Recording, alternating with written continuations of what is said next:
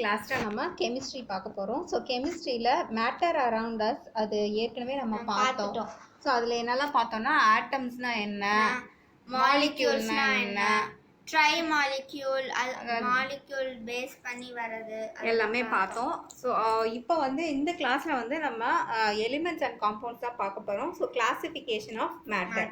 ஓகேவா? ஸோ மேட்டரை வந்து ஜென்ரலாக வந்து ரெண்டு விதமாக கேட்டகரைஸ் பண்ணுறோம். ஸோ ஒன்று வந்து பியூர் சப்ஸ்டன்சஸ், இன்னொன்று மிக்சர்ஸ். ஓகேவா? Pure substances can be further classified into elements and compounds. Okay. So now elements. So element na enna? First definition paathalam. Matter in its simplest form is called an element. Okay. So daily life examples inga nariya kuduthirukanga. So one வந்து common salt. So common salt la வந்து என்னலாம் இருக்கு பார்த்தனா sodium and chlorine. Very good. So water la என்ன elements la இருக்கு? Hydrogen and oxygen. Very good. Crackers, நம்ம தீபாவளி crackers-ல என்ன elements இருக்கு? Magnesium-உம் phosphorus-உம் இருக்கு. So sulfur வந்து agriculture-ல ஒரு manure-ஆ யூஸ் பண்றாங்க. So அது ஒரு element தான். Gallium வந்து mobile phones-ல யூஸ் பண்றாங்க. That is also an element. அடுத்து வந்து கம்ப்யூட்டர் சிப்ஸ்ல எல்லாம் வந்து நம்ம சிலிக்கன்ஸ் யூஸ் பண்றோம். ஸோ இதெல்லாம் டெய்லி லைஃப்ல நம்ம யூஸ் பண்ற எலிமெண்ட்ஸ். ஓகே. ஸோ அடுத்து வந்து there are 118 known elements. So எத்தனை எலிமெண்ட்ஸ்? 118. ஸோ இந்த 118 எலிமெண்ட்ஸ்ல 94 elements occur naturally and 24 elements are created artificially in the laboratory. So 24 elements வந்து லேப்ல சயின்டிஸ்ட் அவங்களாம் வந்து கிரியேட் பண்றாங்க. 94 எலிமெண்ட்ஸ் வந்து நேச்சுரலா அக்கர் ஆகும். ஓகேவா? ஸோ இங்க பக்கத்துல இருக்கார்ல, இவர் பேரு Robert boil. So Robert boil வந்து he is the first scientist who used the term element. Okay. So element அப்படிங்கிற டேர்மை ஃபர்ஸ்ட் யூஸ் பண்றது யாரு? Robert boil. ஓகேவா? ஸோ ராபர்ட் பாயில்ங்கிறவர் வந்து பாயில்ஸ் லா அப்படின்னு ஒரு லா கொடுத்துருக்காரு. ஸோ அந்த லா வந்து ரொம்ப ஃபேமஸான லா. இன்னும் பெரிய கிளாஸ் போனோடனே நீங்கள் படிப்பீங்க. ஓகேவா?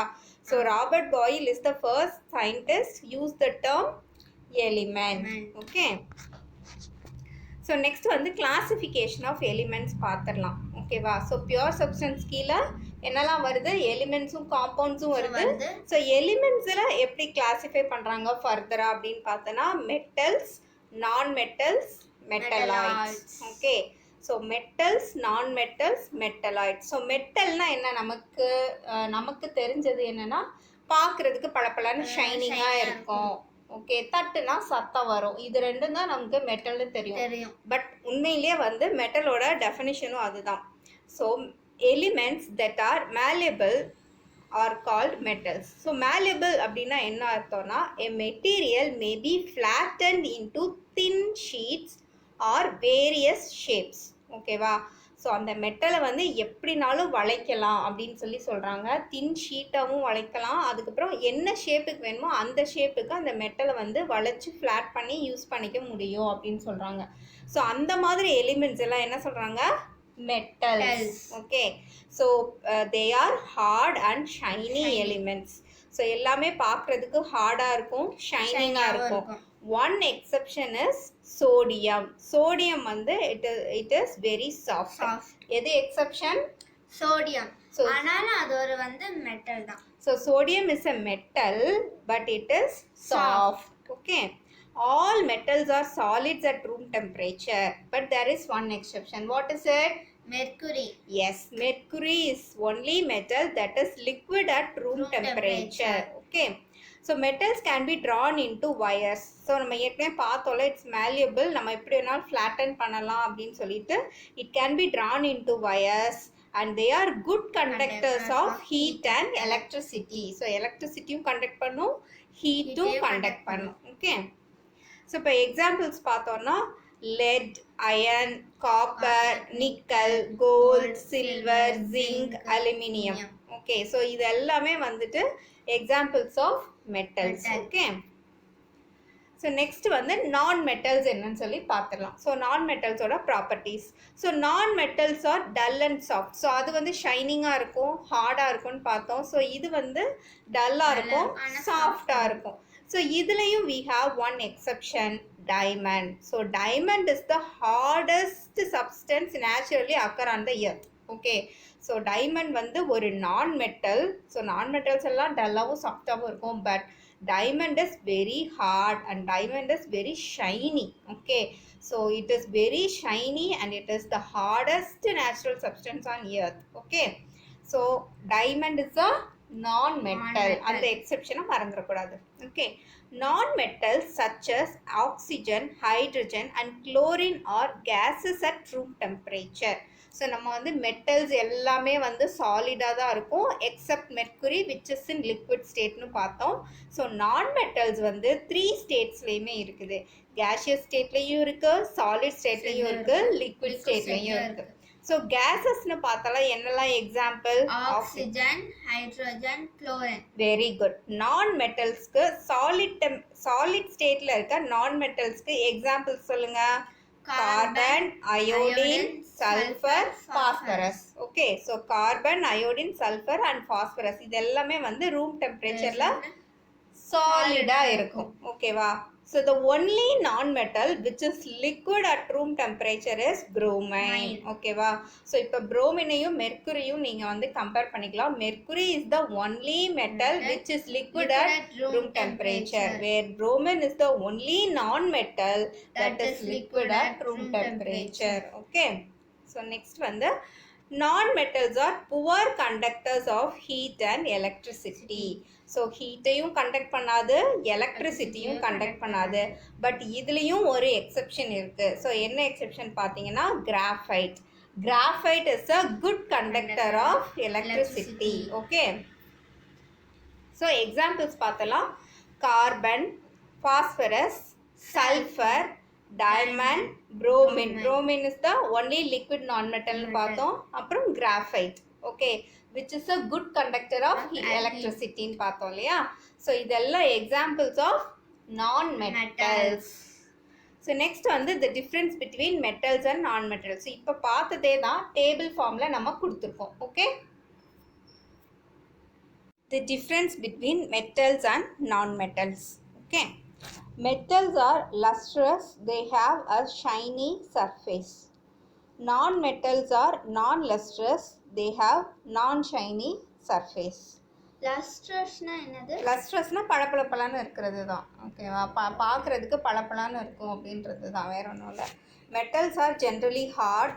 கோல்டை ஞாபகம் வச்சுக்கோ, கோல்டு பார்க்க பளபளன்னு இருக்கும், சில்வர் எல்லாமே பார்க்க பளபளன்னு இருக்கும், ஹார்டாக இருக்கும். Okay, so non metals are generally soft. Most metals are bendable, bend பண்ணிக்கலாம். Non metals are not bendable. Metals can be bent, beaten into sheets and they can drawn into wires.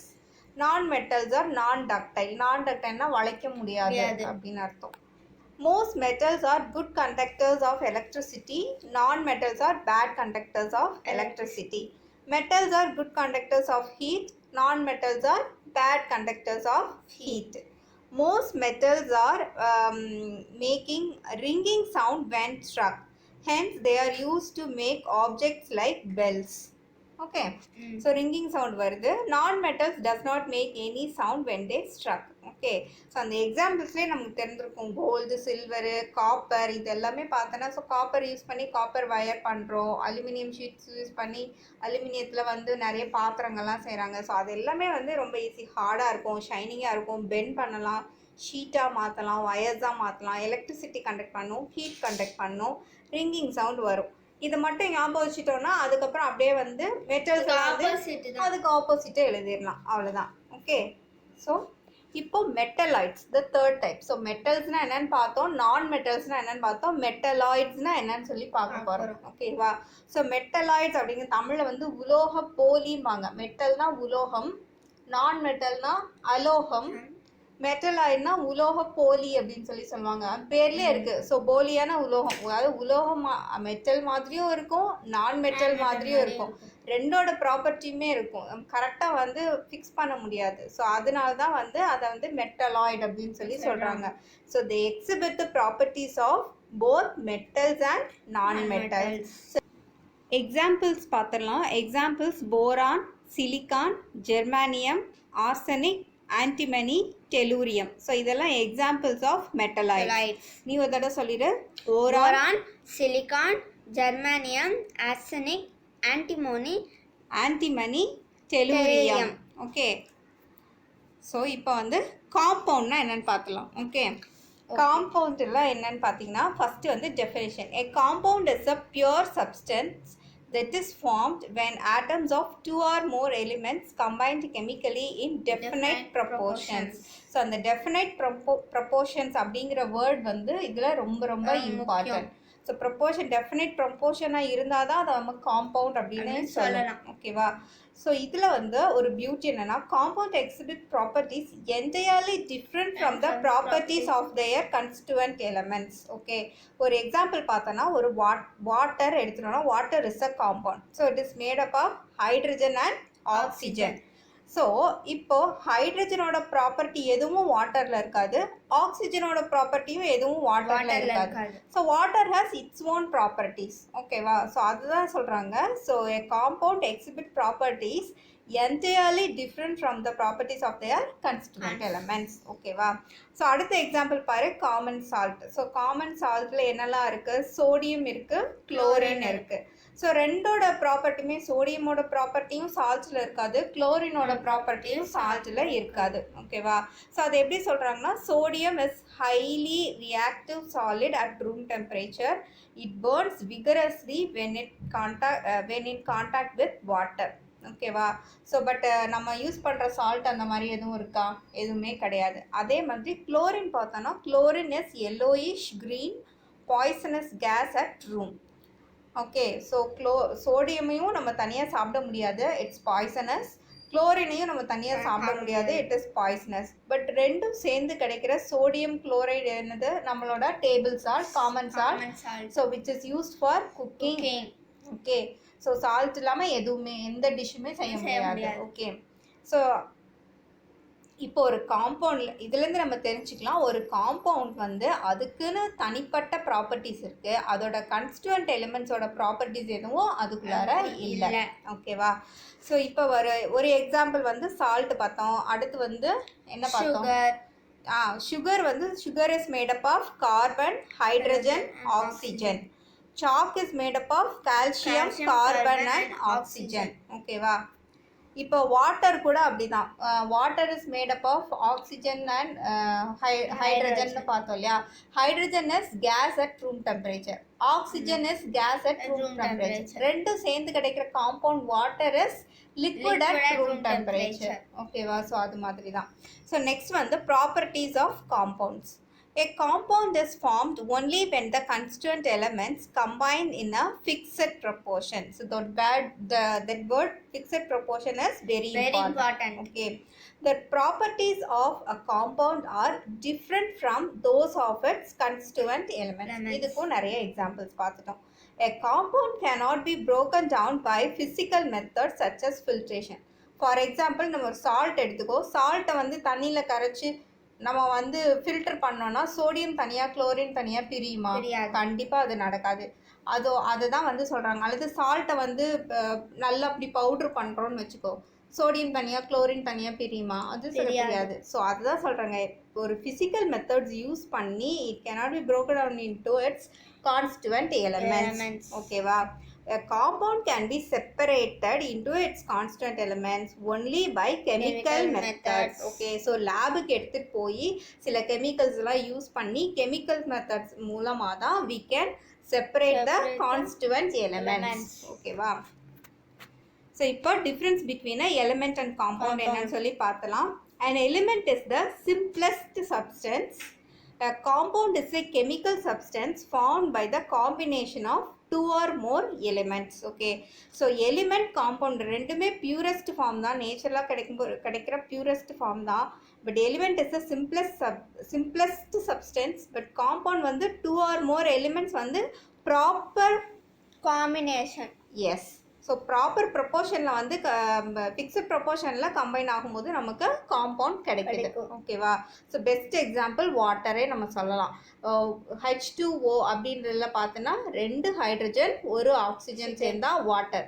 2 hydrogen 2 oxygen சேர்ந்தா water கிடைக்குமா? கிடைக்காது. அல்லது 1 hydrogen 1 oxygen சேர்ந்தா water கிடைக்குமா? கிடைக்காது. So அந்த fixed ப்ரொப்போர்ஷனில் வந்து அந்த எலிமெண்ட் சேரும்போது we get a compound. Okay, so elements combine to form compounds. Compounds can be split into elements. So இது எப்படி split பண்ணலாம்னா using chemical methods. Okay வா? Atoms are the fundamental particle of an element. Molecules are the fundamental particle of a compound. Okay வா? So இப்போ எலிமெண்ட்ஸ்னா என்ன, காம்பவுண்ட்னா என்னன்னு சொல்லி தெளிவாக பார்த்துட்டோம். நெக்ஸ்ட் கிளாஸில் நம்ம வேற ஒரு டாப்பிக்கோட மீட் பண்ணலாம். Okay, thank you.